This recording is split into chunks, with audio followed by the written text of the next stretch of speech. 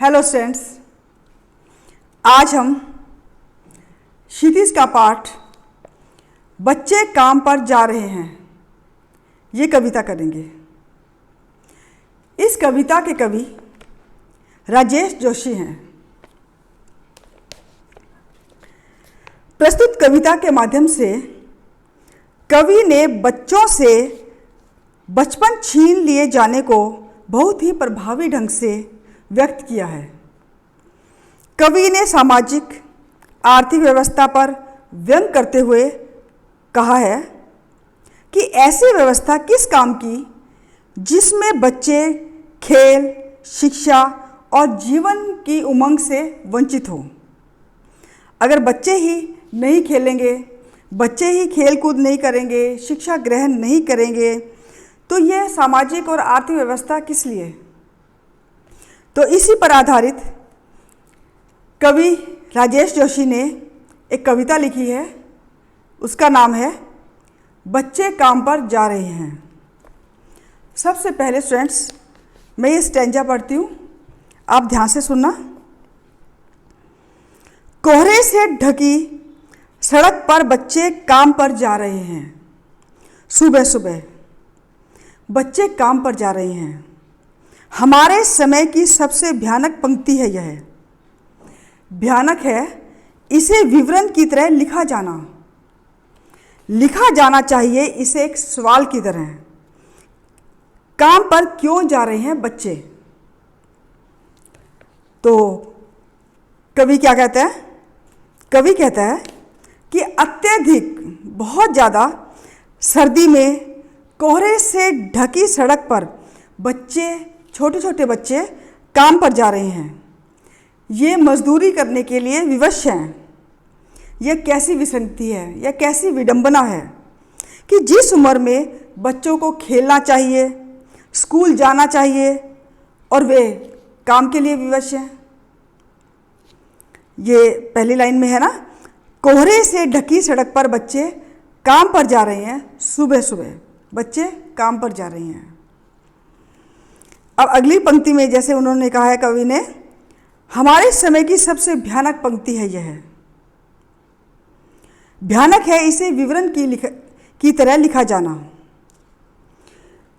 बच्चों का काम पर जाना कवि को अंदर तक झंकोर देता है। कवि अंदर तक टूट जाता है। यह सबसे भयानक पंक्ति है। ये लिखा जाना कौन सी, कि बच्चे काम पर जा रहे हैं। लेकिन उससे भी ज़्यादा भयानक पंक्ति यह है कि इसे सिर्फ विवरण के तौर पर लिखा गया है। बिल्कुल सरल भाषा में, आम बातचीत पर सिंपल सी बात लिख दी, क्या बच्चे काम पर जा रहे हैं। बल्कि कवि कहता है कि इसे सरकार, शासन, समाज, माता पिता, समाज के ठेकेदार से पूछा जाना चाहिए कि ये बच्चे काम पर क्यों जा रहे हैं। ऐसा क्या आफत आ गई है, ऐसा क्या कारण है कि बच्चों को स्कूल न जाकर, खेल कूद से वंचित रहकर उन्हें काम करना पड़ रहा है। ऐसी कौन सी बात है, ये इनसे प्रश्न पूछना चाहिए। तो कवि ने इस बात के लिए क्वेश्चन के रूप में ये पंक्ति लिखी है कि काम पर क्यों जा रहे हैं बच्चे, लास्ट में क्वेश्चन मार्क किया है। तो इसमें कवि ने भाषा जो यूज़ की है, जिसको हम काव्य सौंदर्य कहते हैं, भाषा उसकी सरल, स्पष्ट, प्रभावमयी, भावों के अनुकूल ये है। और जो सिंपल भाषा, जैसे हम पंक्ति पढ़ रहे हैं, पोइट्री पढ़ रहे हैं, तो हमें ऐसा लगता है कि जैसे हम पंक्ति नहीं पढ़ रहे, हम कोई कविता नहीं पढ़ रहे, हमें कोई गद्य का पाठ पढ़ रहे हैं, प्रोज का पाठ पढ़ रहे हैं, पोइट्री नहीं कर रहे। तो ऐसी जो कविताएं जो है आधुनिक कवियों ने जैसे लिखी है, तो उसको हम जो शैली है, स्टाइल है, वो होता है गद्यात्मक शैली। तो इसमें राजेश जोशी ने गद्यात्मक शैली में ये कविता लिखी है। और बोली है इसकी खड़ी बोली का बड़ा सुंदर प्रयोग किया है। अलंकारों का भी सुंदर प्रयोग किया है। जैसे सुबह सुबह पुनरुक्ति अलंकार, समय की सबसे से स्टार्ट हुई है, अनुप्रास अलंकार, और लास्ट में क्वेश्चन मार्क है, तो इसको हम प्रश्नात्मक शैली लिख सकते हैं कि उसने कवि ने प्रश्नात्मक शैली का भी बड़ा सुंदर प्रयोग किया है।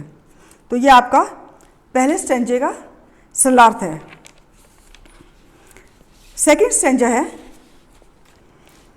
क्या अंतरिक्ष में गिर गई हैं सारी गेंदें, क्या दीमकों ने खा लिया है सारी रंग बिरंगी किताबों को, क्या काले पहाड़ के नीचे दब गए हैं सारे खिलौने, क्या किसी भूकंप में ढह गई हैं सारी मदरसों की इमारतें, क्या सारे मैदान सारे बगीचे और घरों के आंगन खत्म हो गए हैं एकाएक।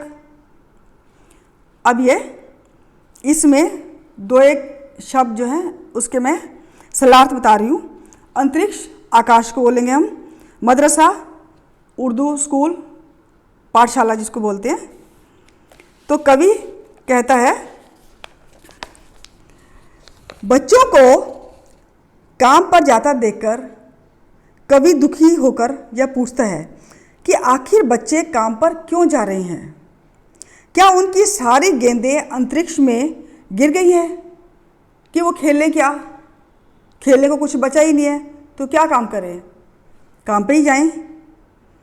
और वो जो अंतरिक्ष में गेंदें गिर गई हैं वो अभी तक मिली नहीं है, या फिर उनकी रंग बिरंगी किताबों को दीमकों ने खा लिया है, क्या उनके सारे खिलौने पहाड़ के नीचे दब गए हैं, या स्कूल के भवन किसी भूकंप के नीचे नष्ट हो गए।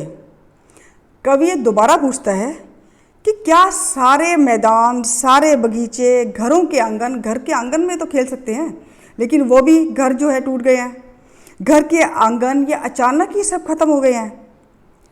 ऐसा क्या हो गया कि उन्हें काम पर जाना पड़ रहा है कि छोटे छोटे बच्चे सर्दी में कोहरे से भरी हुई जो ठंड से सड़कें हैं और सुबह वो काम पर जा रहे हैं, ऐसा क्या कारण है। और क्वेश्चन पूछते हुए कवि ने ये बताया है कि क्या हुआ ऐसा कि सब कुछ खत्म हो गया क्या। तो इसके अंदर कवि ने भाषा वही सरल स्पष्ट प्रभावशाली सजीव भावमयी है, खड़ी बोली का प्रयोग किया है, तत्सम तद्भव शब्दों का प्रयोग किया है इसमें। और ये क्या पूछते हैं बार बार कि क्या दीमकों ने खा लिया है, क्या, तो ये क्वेश्चन पूछ रहे हैं, प्रश्नात्मक शैली आ जाती है। इसके अंदर कवि ने खास किस चीज़ का वर्णन किया है कि बाल मजदूरी की व्यवस्था का जो आक्रोश है, जो दुख है, वो कवि ने इसमें व्यक्त किया है। हमारा थर्ड स्टैंजा है, जब कवि ने कहा है ना कि क्या सारे मैदान, क्या सारे बगीचे और घरों के आंगन खत्म हो गए हैं एकाएक। फिर कवि ने बड़े हैरानी से कहा कि जब ये सब कुछ खत्म हो गया है तो फिर बचा ही क्या है इस दुनिया में कि सब कुछ ही खत्म हो गया। कितना भयानक होता अगर ऐसा होता कि अगर ये सब कुछ खत्म हो जाता तो कितना भयानक होता, कितनी डरावनी दुनिया हो जाती। लेकिन भयानक है, लेकिन इससे भी ज़्यादा क्या यह है कि है सारी चीज़ें हस्ब मामूल कि जैसी हैं वैसी की वैसी है, पर दुनिया की सारी हजारों सड़कों से गुजरते हुए बच्चे, बहुत छोटे छोटे बच्चे काम पर जा रहे हैं। तो कवि इसमें क्या कहता है, उससे पहले हस्ब मामूल का मतलब है पहले जैसी, कि जैसे पहले चीज़ें थी कि हमारे घर आंगन बाग बगीचे गेंद किताबें सब कुछ जैसा है वो कोई नष्ट नहीं हुआ, सब कुछ एज इट इज़ है। तो कवि इसमें और दुखी होता है कि अगर मान लिया ख़त्म हो जाता तब भी हम सोचते कि बच्चे क्या करें, काम पर जा रहे हैं, लेकिन ये सब कुछ होते हुए भी बच्चे काम पर जा रहे हैं, इस पर दुख प्रकट किया है। तो कवि क्या कहता है, कवि कहता है कि यदि बच्चों की किताबें, खेल के मैदान, पाठशाला आदि नष्ट हो गई हैं तो फिर बचा ही क्या है, अर्थात कुछ भी नहीं बचा इस दुनिया में। तो यदि कुछ भी ना बचता तो हम कहते हैं कि बड़ी भयानक बात है, बड़ी दर्दनाक बात है, बड़ी डरावनी बात है। पर उससे भी अधिक भयानक डरावनी बात यह है कि ये सब कुछ पहले जैसे ही है, एज इट इज़ हैं, कुछ भी नष्ट नहीं हुआ। सब कुछ होने के बावजूद भी दुनिया की सड़कों पर हजारों बच्चे काम पर जा रहे हैं। ये कितनी भयानक स्थिति है। कवि ने ये बात कही है, इस बात पर स्ट्रेस डाला है, जोर दिया है कि अगर ना कुछ होता तो हम मान लेते कि बच्चे क्या करते हैं, बच्चे काम पर जा रहे हैं, लेकिन ये सब कुछ होते हुए भी बच्चों को काम करना पड़ रहा है। ये कितनी भयानक बात है। ये हमें माँ बाप से, समाज के ठेकेदारों से, प्रशासन से ये पूछना चाहिए कि कितनी भयानक बात है। तो कवि ने ऐसा ये आक्रोश प्रकट किया है और दुख व्यक्त किया है। ये कवि की वेदना है जो उसने कविता के जरिए बताई है। तो स्टूडेंट्स, इस स्टैंजा के अंदर भी प्रश्नात्मक शैली, भाषा, खड़ी बोली और भाषा में तत्सम तद्भव शब्दों का प्रयोग किया है। सरल भाषा है, बिल्कुल सरल, स्पष्ट, प्रभावमयी, लेकिन जो इसका मीनिंग है वो कितना गहराई वाला है, कितना गूढ़ मीनिंग है। इसके अंदर गूढ़ मीनिंग दिया हुआ है, जो अर्थ है वो गूढ़ है। और बाकी अलंकारों का सुंदर प्रयोग किया है इन्होंने। तो ये आपके इस लेसन के सरलार्थ थे। मुझे आशा है कि आपको ये सरलार्थ समझ में आ गए होंगे। स्टूडेंट्स, अगर आपको लेसन का सरलार्थ अगर अच्छे ढंग से समझ आ जाए तो आप क्वेश्चन बड़े आसानी से बना भी सकते हो, भाषा के बारे में लिख सकते हैं जैसे एग्ज़ाम में पूछे जाते हैं। तो मुझे आशा है कि आपको ये समझ आ गया होगा और आप लिख भी पाएंगे। अगर आपको मेरा ये वीडियो अच्छा लगे तो लाइक ज़रूर करना। Thank you and have a nice day.